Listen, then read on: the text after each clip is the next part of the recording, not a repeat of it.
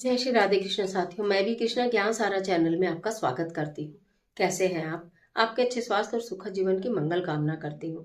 आपके अपने इष्ट देवों को कोटि कोटि नमन करते हुए, बड़ों को प्रणाम करते हुए वीडियो प्रारंभ करते हैं। साथियों, आज बात कर लेते हैं नौ ग्रह की, क्योंकि सन 2025 प्रारंभ हो चुका है और आपके 2025 में सारे के सारे नौ के नौ ग्रह अगर आपके कंट्रोल में हो जाए, आपके फेवर में हो जाए, तो मैं आपको क्या ही बोलूँ। मात्र एक काम ऐसा हम क्या करें कि नो के नो ग्रह जो है वो हमारे फेवर में हो जाए, हमारी कुंडली में शुभ फल प्रदान करने लगे और हमारा जीवन सफल हो जाए। आज की वीडियो में यही जानकारी लेकर मैं आपके बीच में, चलिए झटपट वीडियो प्रारंभ कर लेते हैं। बात कर रही हूँ नो के नो ग्रह को कंट्रोल में करने की। देखिए, हमारी जो कुंडली में जो नो ग्रह होते हैं, चाहे वो मंगल हो या बुध हो या गुरु ग्रह हो, शुक्र ग्रह हो, सोम ग्रह हो, जितने भी ग्रह हो, राहु हो, केतु हो, शनि हो, इन सब का एक तालमेल होता है। ठीक है, ये एक तरह से एक पूरा परिवार है। अगर कोई एक किसी दूसरे के साथ गलत स्थान पर आकर बैठ जाता है तो इंसान का जीवन तबाह हो जाता है, बर्बाद हो जाता है। लेकिन हम अगर कुछ अपने हिसाब से ज्योतिषीय उपाय करने लगते हैं, मतलब अपने काम पूरे ईमानदारी से करते करते हम कुछ ज्योतिषीय उपाय करने लगते हैं, तो हमारे ग्रह जो होते हैं वो शांत हो जाते हैं और हमें शुभ फल प्रदान करने लगते हैं। हमेशा दूसरों से बहुत बड़ी बड़ी पूजा करवाने से, बहुत बड़े बड़े हवन कराने से, बहुत मोटे मोटे नग नगीने पहनने से कहीं बेहतर है कि हम स्वयं अपने आप पूजा करें, मंत्र करें, अपने हाथों से दान करें और प्रभु के ऊपर विश्वास रखें। तो आपके सारे कार्य बनने प्रारंभ हो जाएंगे बिना किसी खर्चे के। ठीक है, तो आज के वीडियो की शुरुआत कर रही हूँ इसी बात से कि आपको अपने नौ ग्रह कैसे शांत करने। देखिए, सबसे पहले बात करती हूँ गुरु ग्रह की। गुरु ग्रह में माता लक्ष्मी के साथ शुक्र ग्रह मिला हुआ है और सोम। ठीक है, तो आपको इन तीनों ग्रहों को कंट्रोल करना है। गुरु ग्रह को जिसने कंट्रोल कर लिया, यानी गुरु ग्रह जिस व्यक्ति के फेवर में हो गया, समझ लो उस व्यक्ति के तो वारे न्यारे हैं, उसको कभी धन संपदा की कमी नहीं होती, जिनका गुरु ग्रह मजबूत होता है। ठीक है, और अगर आपका गुरु ग्रह मजबूत नहीं है तो उसको मजबूत किया जा सकता है। एक उपाय बताऊंगी मंगल का। मंगल कंट्रोल करेगा। मंगल सारी कुंडली में जो है सेनापति का काम करता है। तो मंगल आपकी कुंडली में मजबूत होगा, साथ में शनि राहु केतु को कंट्रोल में रखेगा। तो नौ के नौ ग्रह कंट्रोल हो जाएंगे यदि आप दो ग्रहों की में पूजा करेंगे। दो ग्रह में क्या विशेष पूजा करनी है? गुरुवार का दिन है, अगर आप व्रत रखते हैं तो भी, और अगर आप व्रत रखते हैं नहीं रखते हैं तो भी केले के वृक्ष की पूजा करनी शुरू करिए। केले के वृक्ष की पूजा कैसे करेंगे? एक पात्र में थोड़ा सा जल लीजिए, उसमें थोड़ा सा दूध डालिए जो कि आपके चंद्रमा का कारक है। ठीक है, उसमें थोड़ा सा शहद डालिए जो कि आपका मंगल और शुक्र का कारक है। ठीक है, उसमें एक चुटकी हल्दी डालिए जो कि आपके गुरु ग्रह का कारक है। हो गया काम। एक लोटा जल लिया, आपने उसके अंदर थोड़ा सा दूध डाला, आपने उसके अंदर थोड़ा सा शहद डाला, आपने उसके अंदर एक चुटकी हल्दी डाली।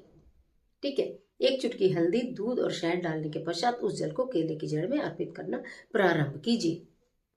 गुरुवार से प्रारंभ करके लगातार करिए, 40 दिन कम से कम करिए। और गुरुवार की गुरुवार करना चाहते हैं तो फिर तो पूरे साल भी करिए आप। लेकिन अगर ज्यादा स्थिति खराब है, नौ के नौ ग्रहों में से कोई भी स्थिति खराब है, तो फिर आपको 40 दिन लगातार करना है, नहीं तो गुरुवार के गुरुवार करें। इस तरह का जल अर्पित करना शुरू करिए। ओम नमो भगवते वासुदेवाय नमः, ओम नमो भगवते वासुदेवाय नमः मंत्र के जाप के साथ केले के वृक्ष पे। अब आप पूछेंगे क्या सार्वजनिक तौर पर बने हुए मंदिर में ही केले के वृक्ष की पूजा करनी है या घर में भी कर सकते हैं? देखिए, आपने घर में केले का पौधा लगाया, आप घर में भी कर सकते हैं, लेकिन जितने शुभ परिणाम और शीघ्र आपको सार्वजनिक तौर पर बने हुए मंदिर में लगे हुए वृक्ष की पूजा करने से प्राप्त होते हैं, उतने घर में लगे हुए पौधे की पूजा से प्राप्त नहीं होते। आप बोलेंगे केले का वृक्ष तो वही है। जब केले के वृक्ष में भगवान श्री हरि विष्णु समाये हैं, जब केले का वृक्ष भगवान श्री विष्णु का स्वरूप है, तो वो चाहे घर में लगाओ या कहीं लगाओ। तो उसका भेद बताती हूँ। घर में मंदिर की जो पौधा लगाया उसकी पूजा आप सिर्फ करते हैं, वो केले का पौधा आपके घर से न जाने कितनी नेगेटिव ऊर्जा भी लेता है। लेकिन जो वृक्ष मंदिर के प्रांगण में लगा होता है, उसके अंदर टोटल पॉजिटिव वाइब्रेशंस होती हैं, मंदिर की प्योर वाइब्रेशन होती है, मंदिर के घंटे की ध्वनि होती है, आरती की गूंज होती है, जयकारों की गूंज होती है, जो उसके पत्ते पत्ते में समाई होती है। उसके अलावा अनेकों भक्तजन उस वृक्ष की पूजा करते हैं, तो वो वृक्ष दिव्य हो जाता है। आज मैंने आपको बिल्कुल डिटेल में बता दिया। आशा करती हूँ आप कभी ये क्वेश्चन नहीं करेंगे कि हम घर के पेड़ पौधों में ये पूजा क्यों नहीं कर सकते। तो इसलिए सार्वजनिक तौर पर बने हुए मंदिर में जाइए, इस बहाने आप मंदिर भी जाएंगे, भगवान के दर्शन करेंगे। भगवान कहते हैं तू मेरी ओर एक कदम बढ़ा कर तो देख, मैं तेरी ओर 100 कदम ना बढ़ाऊं तो कहना। लेकिन हम मंदिर ही जाने से कतराते हैं, हम भगवान के दर्शन करने से ही कतराते हैं, भगवान के मंदिर ही नहीं जाना चाहते। बस आसानी से काम हो जाए, हमें करना कुछ ना पड़े और उपलब्ध इतनी सारी चीजें हो जाए। How it can be possible? नहीं हो पाता है ना। तो इसलिए चीजों को समझदारी से किया करो, ऑप्शन मत ढूंढा करो। जैसा ही बताया जाए वैसे ही करेंगे तो जैसा मैं बोल रही हूँ वैसे ही परिणाम प्राप्त होंगे। राइट।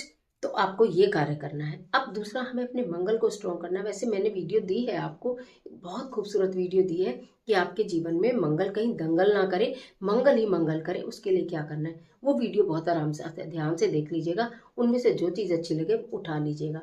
नहीं तो आप एक काम करिए, मंगल की मंगल गुड़ और चना बालकों को खिलाना शुरू करिए। भगवान के दर्शन तो करिए ही करिए, बच्चों को गुड़ और चने, भुने हुए चने जो छिलके वाले काले होते हैं, वो भगवान का भोग लगाने के बाद बच्चों को खिलाने शुरू करिए। इसी के साथ साथ आप लाल रंग की जुराबें, लाल रंग की टोपी, लाल रंग का रुमाल, लाल रंग की टी शर्ट, कोई भी ऐसी चीजें 8 साल तक के बच्चों को बांटनी शुरू करिए। कभी एक बांट दिया, कभी कुछ बांट दिया, कभी कुछ दे दिया, कभी कुछ दे दिया। कोई लाल रंग का पढ़ने वाले बच्चे को बैग लेके दे दिया, पेंसिल बॉक्स लेके दे दिया। कहने का मतलब है लाल रंग की वस्तुएं 8 साल तक के बच्चों को, लड़कों को आप देनी शुरू करिए जो जरूरतमंद है। ये नहीं कि अपने परिवार में ही बांट दिया लेकर और लगे कि हमने कर दिया, ना ना ना। और श्री हनुमान मंदिर पर एक लाल रंग का झंडा लगा दो, आपके झंडे ना गड़ जाए तो कहना मंगल का वर्ष है। करके देखो। तो नो के नो ग्रह शांत करने के लिए मैंने आपको एक मात्र छोटा सा 1 लोटे जल का उपाय बताया, जिसके अंदर आपको मात्र ये चीजें मिलानी है और उसके बाद वो जल अर्पित करिए। ओम नमो भगवते वासुदेवाय नमः मंत्र का जाप करिए, फिर आप देखिए आपकी होगी बल्ले बल्ले। नो के नो ग्रह जो होंगे वो फेवर में चलेंगे आपके। और जब ग्रह आपके फेवर में होंगे, कहते हैं ना मेरे तो ग्रह ही मेरे अनुकूल नहीं है, मेरे ग्रह तो काम ही नहीं कर रहे, लोग करते नहीं, मेरे ग्रह तो बहुत स्ट्रांग है, मेरे ग्रह मुझे शुभ फल दे रहे हैं, मेरे ग्रह तो मेरे फेवर में काम कर रहे हैं, ऐसे बोलिए, फेवर में काम करेंगे। आज के लिए इतना ही, इजाजत दीजिए। आशा करती हूँ वीडियो निश्चित आपके लिए बहुत उपयोगी साबित होगी। इस तरह की तमाम वीडियोस को देखने के लिए चैनल को सब्सक्राइब कर लीजिएगा, बेल आइकन का बटन भी प्रेस करिएगा, जिससे आने वाली वीडियोस का नोटिफिकेशन आपको मिले सबसे पहले। और वीडियो अच्छी लगती है तो लाइक कीजिएगा, फ्रेंड के साथ शेयर भी कर लीजिएगा और कमेंट बॉक्स में अपने इष्ट देव का स्मरण जरूर कीजिएगा। ईश्वर आपकी मदद